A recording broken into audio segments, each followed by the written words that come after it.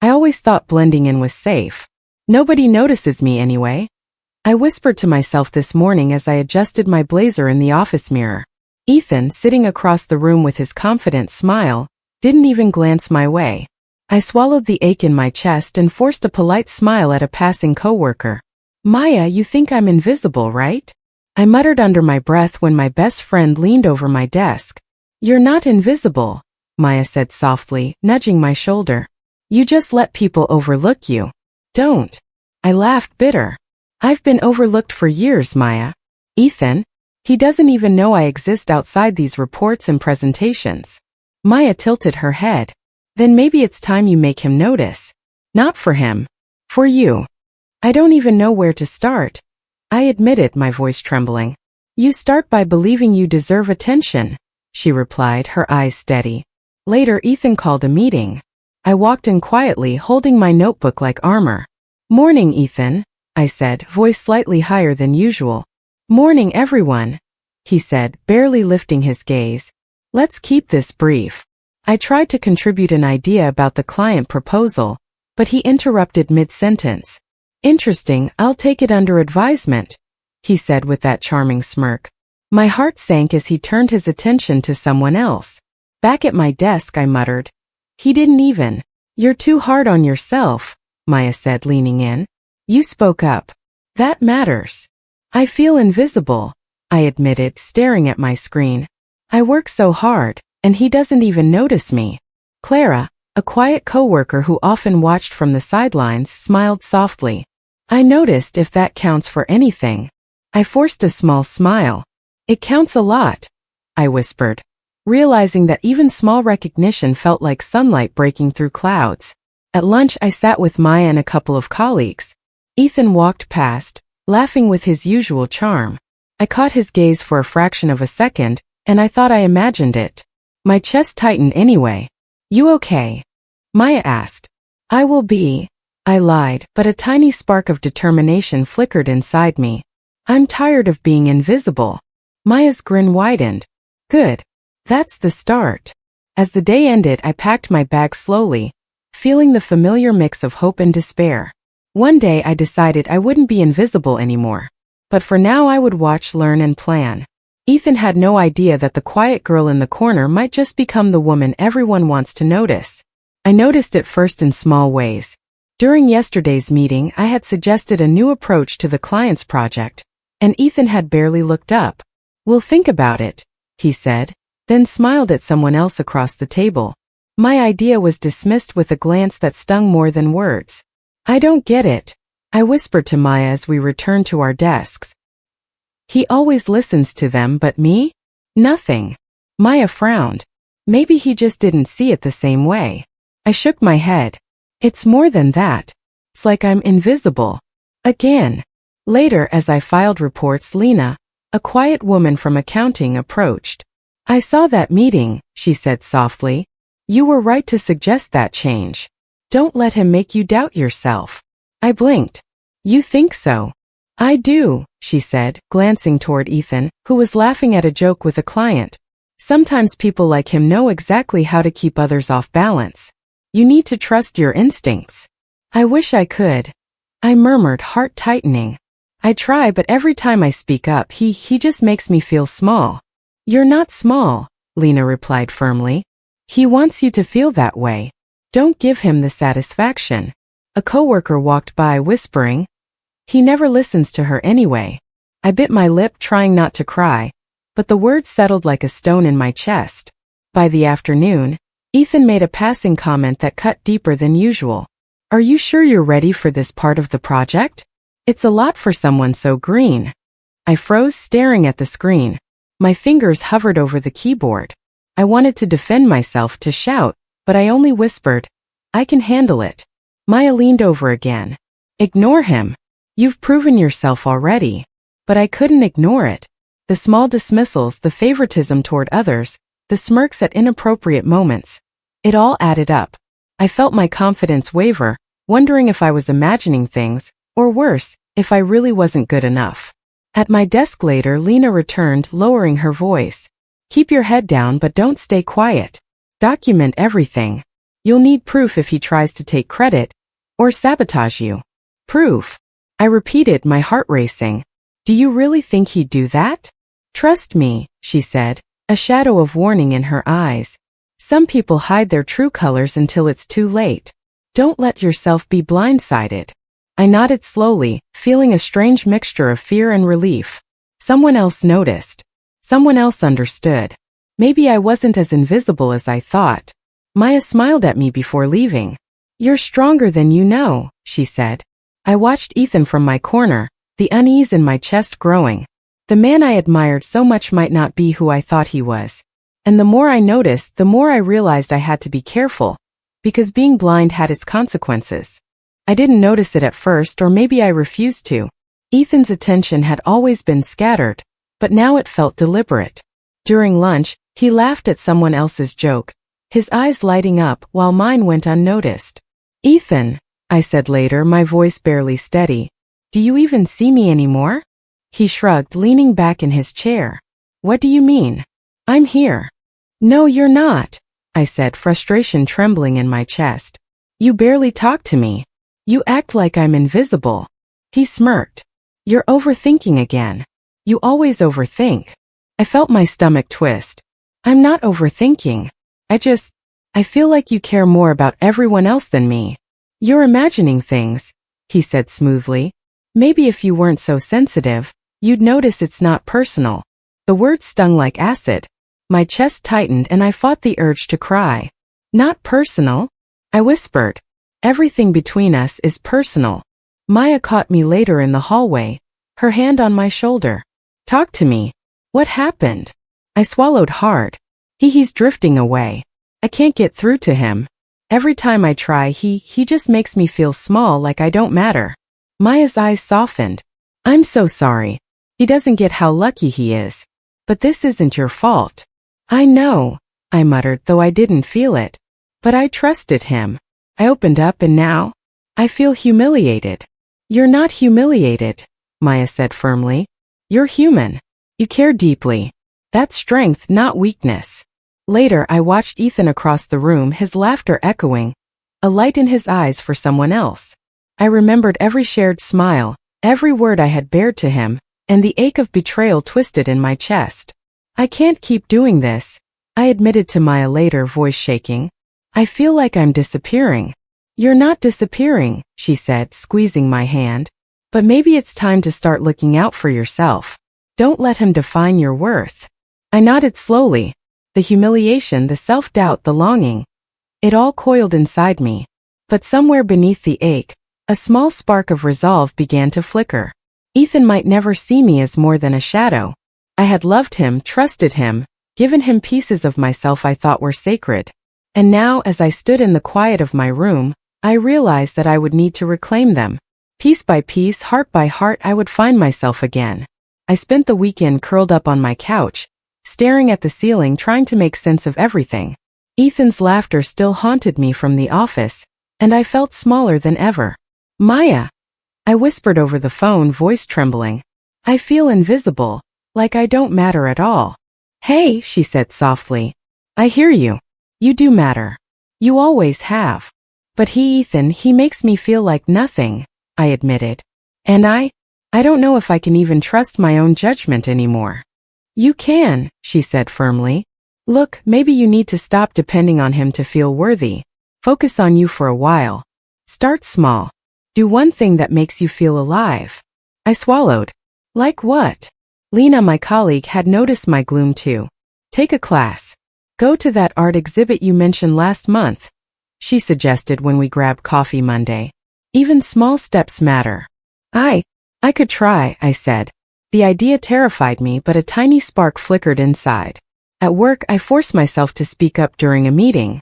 I think we could adjust the marketing strategy slightly, I said, my voice barely above a whisper. Ethan glanced at me, his expression unreadable. Interesting, he murmured and then moved on. I clenched my jaw but didn't let the sting stop me. Later, Maya called again. Did you try anything? I did, I admitted. Just a small thing, but I felt a little proud. Like I mattered for myself, not him. That's the start, she said warmly. Every small win counts. You're stronger than you think. That night, I signed up for a pottery workshop. The idea of stepping into a room full of strangers terrified me, but Lena's advice echoed. Small steps matter. At the studio, I fumbled with clay, my hands shaking. You're doing fine, a fellow student said kindly. I nodded, trying not to feel awkward, trying to let myself exist in this moment. Later, I reflected quietly at home. I'm scared, I admitted to myself. Scared that I'll fail again. Scared that I'm not enough. But maybe I can start to be enough for me. Maya's voice rang in my mind. Every small win counts. And Lena's, even small steps matter. The next week, I found myself attending a small networking event, awkwardly mingling but holding my head higher. For the first time in months, I felt a sense of agency. I could exist without Ethan's approval. I realized I didn't have to be invisible anymore. I could choose to be seen. Not by him, not by anyone else, just by me. I whispered to myself as I walked home through the city lights. I may be alone now, but I am not broken. I stared at my reflection in the cafe window, tracing the faint lines of worry around my eyes. Do I keep chasing him? I muttered aloud. Maya, sipping her latte across from me, shook her head. No. Don't let Ethan dictate your worth. Focus on you. What do you want? I sighed. I want to matter. To be seen. Not just by him but by the world. But it feels impossible. Start small, Lena said from the corner of the table, her voice calm but firm. Attend events, meet people in your field. Share your ideas. Let yourself be visible where it counts.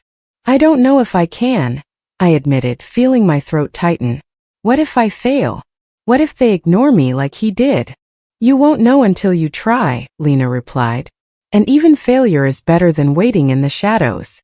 The next week, I pushed myself to attend a networking mixer. Hi, I'm Emma, I said, offering my hand to a woman in a sharp suit. Nice to meet you, Emma. I'm Carla, she replied warmly. We chatted about marketing trends, and for the first time I felt my words carry weight. Later, I approached another group. I've been working on a small campaign idea. Could I get your feedback? I asked, my heart pounding. A man smiled. Absolutely. Let's hear it. I explained, noticing nods of interest instead of dismissive glances. My confidence grew with each question answered thoughtfully. That evening I called Maya. I think I'm doing okay. People actually listened today. That's amazing, she said, her excitement contagious. See? You've got this. I still think about him, I confessed. The old feeling doesn't vanish overnight. Of course not, she said softly. But your life isn't waiting for him. Every step you take now is yours alone. The following week, Lena invited me to a workshop on professional development. You'll meet mentors who understand your ambitions. It's your choice how far you go, she said. At the workshop, I introduced myself confidently. I've been exploring brand strategy and would love to hear your insights. A senior professional nodded, impressed. Your approach is fresh. Keep pursuing it. Walking home later, I realized something. The fear of failure hadn't vanished, but it didn't control me. My path wasn't about revenge. It wasn't about making him notice. It was about me. That night, I set boundaries in my mind. I would no longer tolerate dismissive attitudes, whether from Ethan or anyone else. I would speak up, assert myself, and invest in people who respected my worth. I whispered into the quiet apartment. I can do this. I choose my path. No one decides it but me. For the first time in months, I felt a surge of empowerment. The world was still intimidating, still uncertain, but it was mine to navigate. And I was ready. I walked into the office on Monday, my chest tight with anticipation. Morning, Emma. Your presentation yesterday was incredible, Carla said, smiling genuinely. Thanks, Carla, I replied, trying to keep my voice steady. Compliments still felt surreal. In the conference room, a client leaned forward. Emma, your proposal was clear and compelling. I'm impressed. I nodded, feeling a spark of pride. I appreciate that. I'd love your feedback on next steps. Later, I met Maya for coffee. You've changed, she said, eyes bright. You're calm, confident, almost unshakable. I'm learning, I admitted. It's strange. I still think about him sometimes, but it doesn't hurt the way it used to. Good, she said, stirring her latte. That's because you're taking control. You're not waiting for anyone to notice you. You're moving first. That evening Lena called. How's everything? I had a client compliment my work, I said, unable to hide my smile. It's a small victory, but it feels huge. Celebrate it, she encouraged. And remember, quiet power grows from consistency, not drama. 2 days later my phone buzzed. Ethan's name flashed. Hey, I wanted to see how you're doing, his text read. I stared at it, thumb hovering. I could feel old instincts pulling me toward him, but I typed carefully. I'm focusing on my projects right now. Thanks. Within minutes he replied. Oh, okay. Just wanted to check in. I put my phone down, calm. The pull was there, but I didn't give in. I wasn't invisible anymore, but I didn't need his recognition to validate me. At a networking event, I approached a mentor I'd admired for years. Hi, I'm Emma. I've been working on a campaign that aligns with your recent work. Could I get your insights? He smiled. I've heard good things about your work. I'd be happy to discuss it. I explained my approach, answering questions with composure. Each nod of approval strengthened something inside me, the knowledge that I could succeed on my own terms. Later, Lena pulled me aside. Notice how people listen to you now? Your voice carries weight because you respect it yourself. I feel it, I said quietly, almost in disbelief. The old fear is fading. I can finally see myself clearly. Maya joined us, grinning. Emma, you're unstoppable when you stop waiting. You're not just moving forward. You're pulling the world along with you. I laughed softly. It's a small win, but it feels enormous. I'm finally the version of me I've been hoping for. That night I sat at my desk reviewing notes and emails.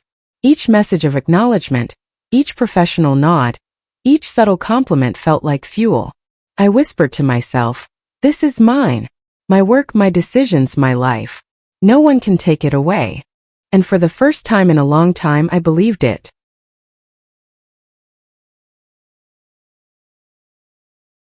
I saw it first at the morning meeting. Ethan smiled, confident as ever, but his words didn't match his tone.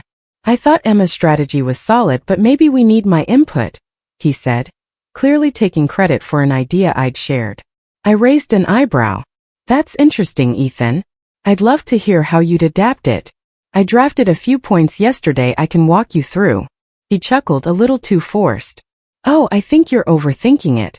My way would just be simpler. Later, Lena leaned over my desk. Did you notice how the team hesitated? People are starting to question his consistency. I did, I whispered. It feels satisfying, but I hate that it comes at the cost of him looking foolish. Maya appeared, sliding into the chair across from me. You're doing this with grace. You're exposing him without yelling or shaming. I don't want revenge, I said. I just want truth recognized. That afternoon, Ethan tried to corner me by the coffee machine. Emma, can we talk? I feel like we've drifted. I tilted my head. Drifted? Or are you just realizing the cracks in your facade? His jaw tightened. What are you talking about? I'm talking about honesty, I said, keeping my voice calm. About actions matching words. About respecting people's contributions without gaslighting them. He frowned, clearly off guard. You're reading too much into this. Maybe, I replied. Or maybe it's exactly what everyone else is seeing. You might want to start listening to them. Maya texted me, you're doing great. Keep composed. I smiled at the little nudge, feeling steadier than I had in weeks. Later in the day, at a small networking event, I noticed colleagues whispering, glances toward Ethan. His charming mask was uneven. Stories he told didn't line up. I joined the conversation casually. So, Ethan mentioned the Henderson project, I said lightly. Funny, that's not how it was described in last week's meeting. Could you clarify? He stumbled, a flicker of panic in his eyes. There's more context. I smiled gently. I'm sure there is. I just like consistency. It makes teamwork smoother. Lena appeared beside me. Nicely done. Subtle, factual.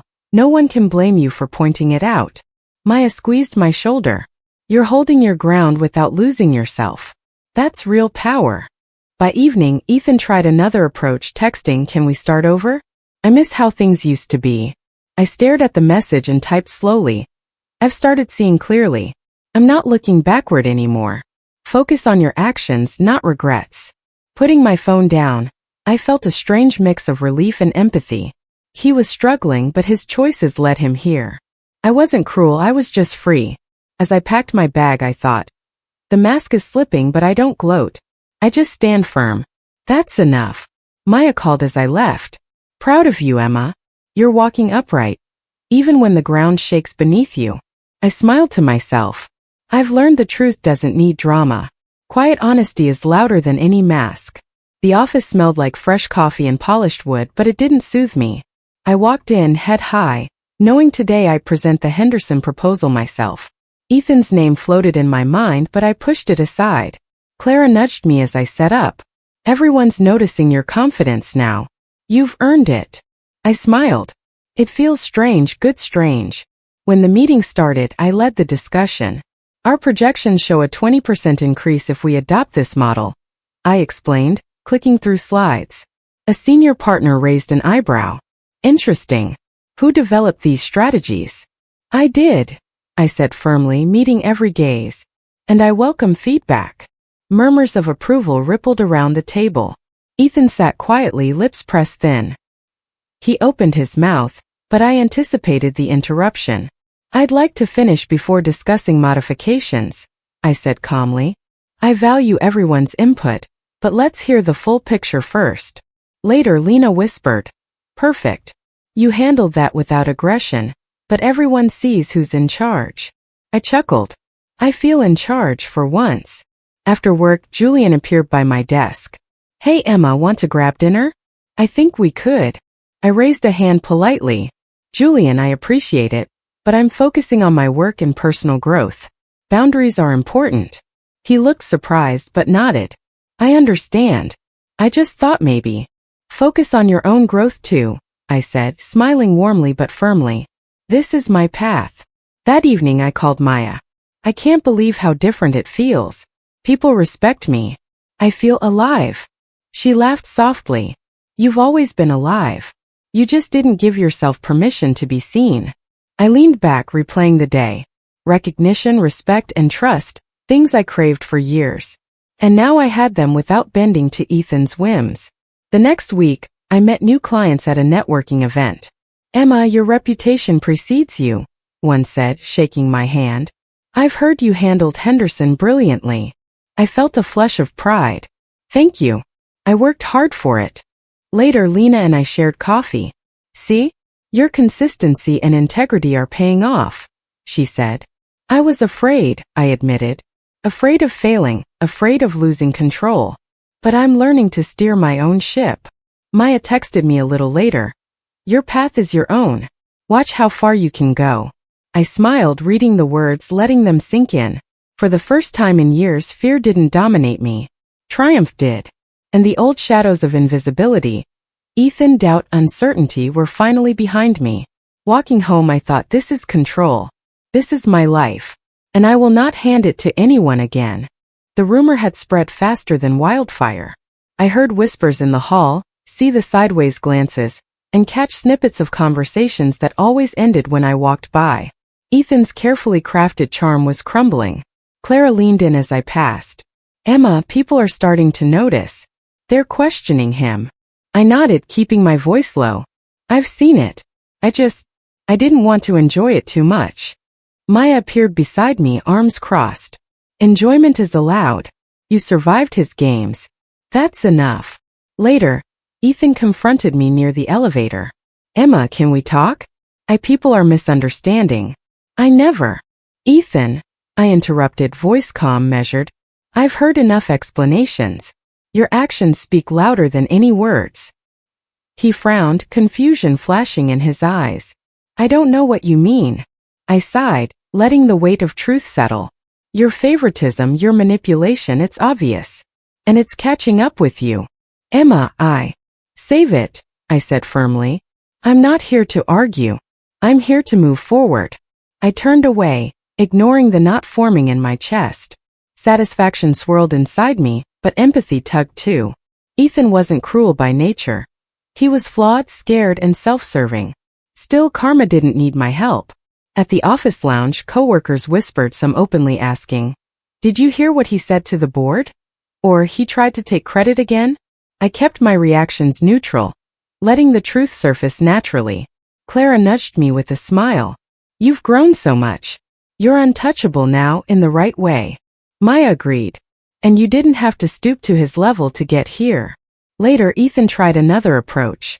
"Emma, maybe we can reconcile professionally. I need your support." I met his gaze steadily. "Ethan, I no longer define myself by your approval. I am my own support. That's the only alliance I need." His lips pressed into a thin line. I saw the frustration, the embarrassment, the first genuine hint of fear. The kind of fear that comes when control slips, when influence fades. I walked past him to a meeting, new contacts greeting me warmly. "Emma, your leadership on the Henderson account impressive," one said, shaking my hand. I smiled, letting the compliment anchor me. "Thank you. I just focus on doing my best." Clara whispered later. "They all see it. You didn't have to fight dirty. You just stayed yourself." I leaned back in my chair, feeling a strange mix of triumph and lingering pity. Ethan's downfall wasn't mine to orchestrate. I simply lived my life with integrity. That alone was enough. Maya texted me that night. "Karma is messy but satisfying. You kept your heart clean." I read the message, letting it sink in.